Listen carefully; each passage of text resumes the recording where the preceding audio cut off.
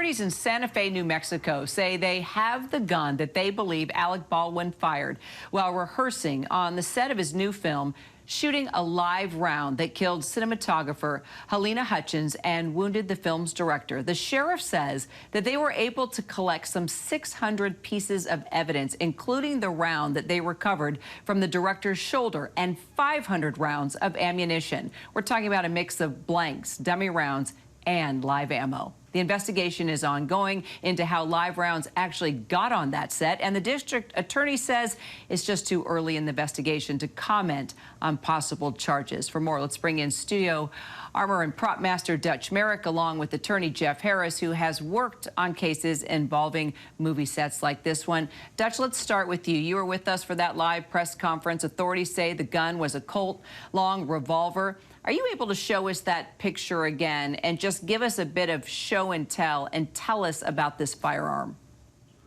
Okay, what was reported was that they were using what's called a single-action army, which is a traditional firearm from that period. Here's a photograph, and you'll see you eject the rounds by pushing this lever on this spring. Will push them out of the cylinder, and you'll notice an important thing here, that there's a gap between the cylinder and the frame. That's where you might see brass from a round, from a blank or a cartridge.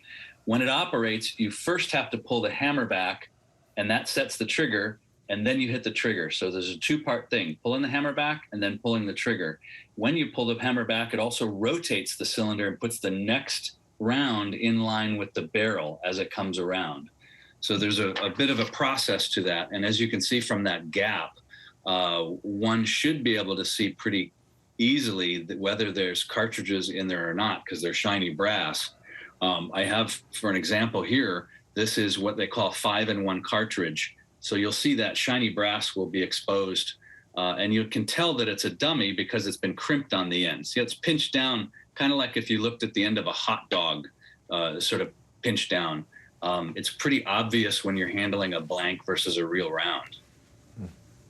Is there a safety on that gun, by the way? As you were just giving that little show and tell, you didn't say anything about a safety. No, they hadn't invented safeties yet at that period.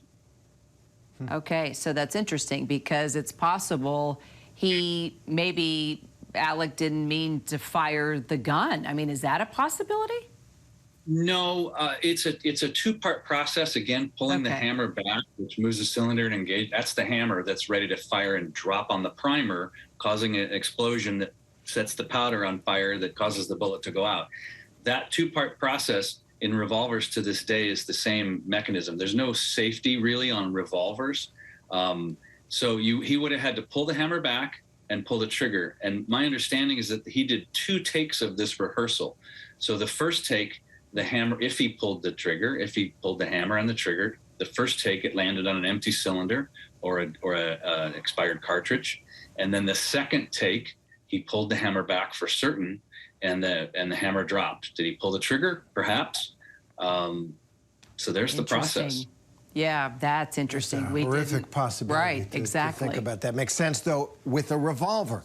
And Jeff, we listened to the district attorney in Santa Fe. She says it's too early to know whether any charges will be filed, and they're conducting this exhaustive investigation. But after hearing what we did today, do you think, given what we know so far, that there could be criminal liability here, and who?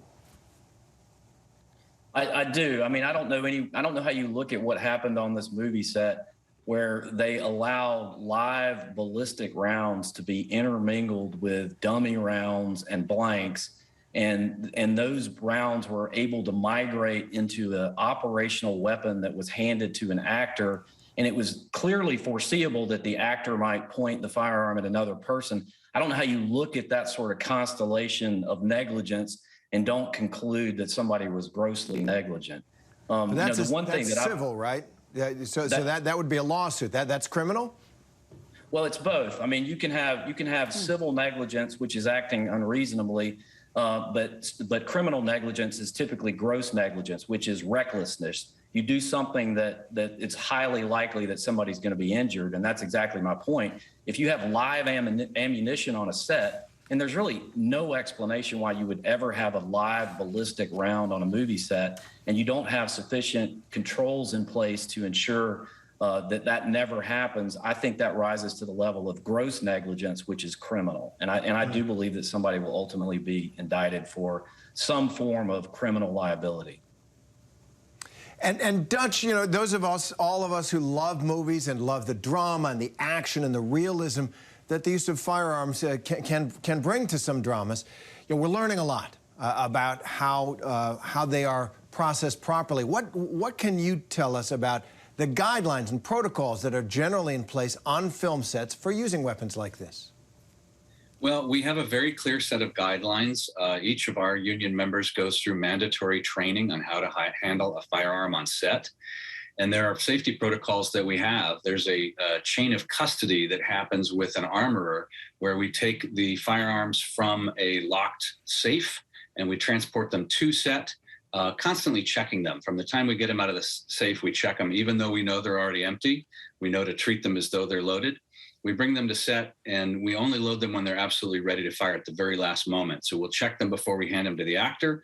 The actor has an opportunity to see the gun. The first assistant director has the opportunity to observe that the gun is empty. He can examine it, but they're not allowed to handle the guns. And then when we are ready to actually do what they call a take, only at that time do we load and make ready. We put in blanks, or the number that are required for the scene, and we hand it to the actor. But again, even before that, we do a blocking and we make sure that where the actor is going to stand, where they're going to face, where they're pointing the gun, and at what point they shift their finger from the frame to the trigger. Because we teach them not to put your finger on the trigger until you're absolutely ready to fire. And then we clear what is going to be the backstop. Where are they aiming? You never aim at a person. If they're anywhere near the camera, nowadays we can clear the camera personnel away from the camera and we'll protect the camera with furniture pads, blankets, plexiglass, etc. But we have a very safe protocol that we walk through every time. And Hollywood, you know, you turn on any TV channel or watch a movie, Hollywood literally fires millions of blank rounds every year. And we've been firing studio blanks. Studio safety blanks is what the official name is. We just shorthand it to blanks. We've been firing those for 100 years. I think that set was a pressure cooker. It was a recipe for disaster with people that hadn't been paid in 3 weeks. A big portion of the crew just walked off that morning, the camera people. Now you have new camera people arriving. And when you talk about having blanks on real rounds on a set, which is absurd and unconscionable, the equivalent is someone walking onto a movie set with a loaded gun and pulling the trigger. It's beyond your control. How do you control some random crew members? We don't know who. We do not know who brought live ammunition out of the set. We know for a fact there was live ammo. We know that it was shot. At some point, they fired live ammo during a break or downtime in the morning. But again, I'm imagining that set was relatively chaotic considering the conditions of no pay, 14, 15 hours a day, short turnaround. I think the crew was upset. Maybe they were venting. How it got to this, that's what the investigation will unfold. So, Jeff, you know, you think charges are definitely going to be filed. So if charges are filed against Baldwin or his production company, what could that defense look like? Well, I mean, the unfortunate reality is I know how this case is going to be defended, at least the civil side of it. And it's going to be that the insurance company for the production company is going to come in and they're going to say to the family, I'm so sorry for your loss, but the only claim that you can bring is under the workers' compensation law. And most people don't understand that or don't know that, but anytime you're on the job and you're injured by your co-employee, then the only remedy that you have under the law is under the workers' compensation scheme, which is very limited. And so I have no doubt that that's going to be the primary defense in this case from a legal standpoint, at least on the civil side. And you know, it's complicated because on movie sets, people work for these things called loan-out corporations. And so the legal fight is going to ultimately be who were people working for, the folks who were negligent, who employed them, and were they co-employees with Ms. Hutchins. And that's really how this is going to shake out legally. It's going to get complicated. Well, Jeff and Dutch, we hope we can bring you back once we know more, especially when we find out if and when charges would be filed and what that could look like. Appreciate you both. Thank you. Thank you. Thank you. Hi, everyone. George Stephanopoulos here. Thanks for checking out the ABC News YouTube channel. If you'd like to get more videos, show highlights, and watch live event coverage, click on the right over here to subscribe to our channel. And don't forget to download the ABC News app for breaking news alerts. Thanks for watching.